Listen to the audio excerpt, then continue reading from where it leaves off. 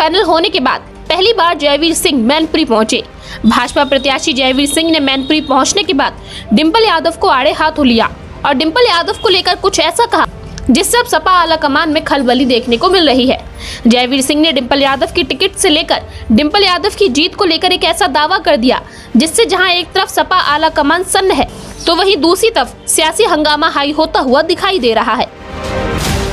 दरअसल उत्तर प्रदेश के मैनपुरी लोकसभा सीट से भाजपा ने योगी सरकार के पर्यटन एवं संस्कृति मंत्री जयवीर सिंह को अपना प्रत्याशी बनाया है। उनके नाम की घोषणा होने के बाद उनके समर्थकों में जहां एक तरफ खुशी देखने को मिल रही है तो वहीं नाम का ऐलान होने के बाद उनकी पहली प्रतिक्रिया सामने आई है। उन्होंने दावा किया है कि इस बार मैनपुरी सीट पर भाजपा उतरेगी।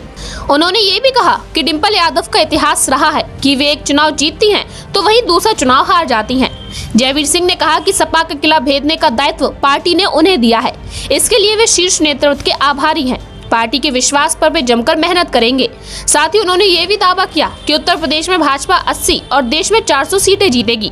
सपा को आड़े हाथों लेते हुए उन्होंने कहा कि सपा को अपना अधिकार पत्र नहीं बल्कि प्रायश्चित पत्र जारी करना चाहिए, क्योंकि 2012 से 2017 में जो लोगों के साथ हुआ उससे लोगों का विश्वास सपा से उठ गया है। मैनपुरी में भी इस बार उन्होंने कमल खिलाने की बात कही।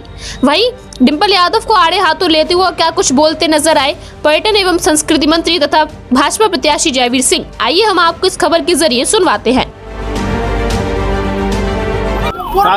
समय जरूर लगा लेकिन भाजपा ने अंततः आपको प्रत्याशी बनाया है, क्योंकि ये सपा का गढ़ कहा जाता है। तो किस तरीके? देखिए, मैं समझता हूँ हम लोग कृतज्ञ आभार व्यक्त करते हैं भारतीय जनता पार्टी के शीर्ष नेतृत्व को, जिन्होंने हम लोगों पर विश्वास किया और मैनपुरी के जो समाजवादी पार्टी वाले अपना गढ़ कहते हैं उसको ध्वस्त करने का जिम्मा जयवीर सिंह को दिया। आप भी जानते हैं कि मैनपुरी विधानसभा भी इनका गढ़ थी। नए पर्ची होने के बाद मैनपुरी पर भी पहली बार कमल खिलाने का काम किया है। इस बार लोकसभा में भी कमल खिलाएगा।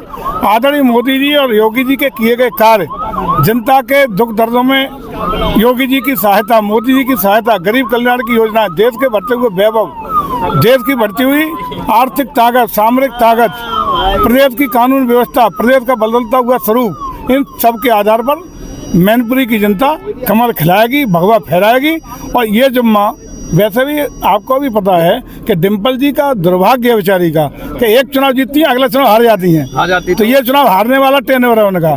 क्या लग रहा है कि यहाँ भी प्रत्याशी चेंज हो सकता है समाजवादी पार्टी? अब ये हो जाने जो भी हो, लेकिन कमल खिल के रहेगा। कोई प्रत्याशी आ जाए, अगर बहुत लड़ना चाहती है बहुत अच्छी बात है, भागना चाहती है बहुत अच्छी बात है। अच्छा, अखिलेश जी ने ये कहा था कल ही उसमें कि जयवीर सिंह जी को जो है हारने के लिए भेजा है बीजेपी ने, हराने के लिए भेजा है, हारने के लिए? हारने को, यही तो मैं कह रहा हूँ, हराने के लिए भेजा उन्होंने कहा है। हाँ, उन्होंने जो कहा है कि हराने के लिए भेजा है, तो अखिलेश जी ने सही कहा है कि डिंपल जी को हराने के लिए भेजा, हरा के ही जाएंगे, हरा के जाएंगे पक्का। अच्छा, थोड़ा समय। ब्यूरो रिपोर्ट, द नव भारत पॉलिटिकल।